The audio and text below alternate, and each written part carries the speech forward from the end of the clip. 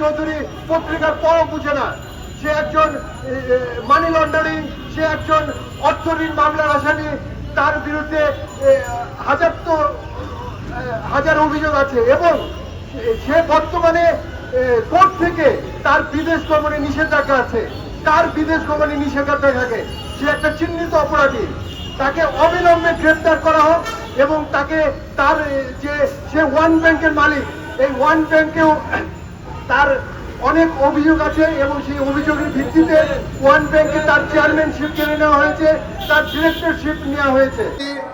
সরকারের প্রতি আরেকটি বিনীত অনুরোধ জানাচ্ছি যে আপনারা সাইদ হোসেন চৌধুরীর ডিক্লারেশন বাতিল করেছেন, একটি ভালো কাজ করেছেন।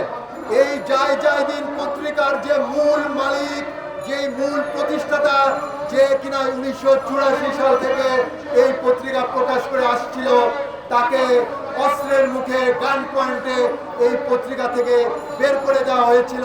শেখ হাসিনার সহযোগীরা সেই শফিক রেহমানকে, বর্ষিয়ান সাংবাদিক, কিংবদন্তি সাংবাদিক, সেই শফিক রেহমানকে জায়দিন পত্রিকা ফিরিয়ে দেওয়ার জন্য আমরা সরকারের প্রতি বিনীত অনুরোধ জানাচ্ছি।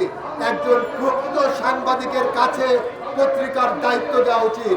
একজন প্রকৃত সাংবাদিকই পত্রিকার মর্ম বুঝে, একজন প্রকৃত সাংবাদিকই জনগণের জন্য একটি ভালো পত্রিকা দিতে পারে।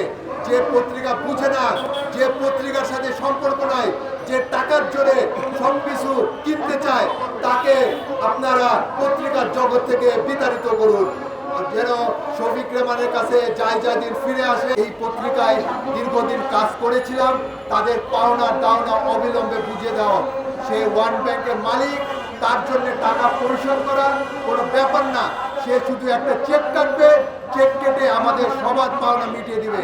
সে লক্ষ লক্ষ কোটি কোটি টাকা মানি লন্ডারিং করে বিদেশে পাচার করতে পারে, সে আমাদের সামান্য কটা টাকাকে দিতে পারে না। এটা তাকে অবিলম্বে পরিশোধ করতে হবে। এই জন্য সরকার যেন অবিলম্বে ব্যবস্থা নেয়, আমি এই জন্য সরকারের প্রতি আহ্বান জানাই।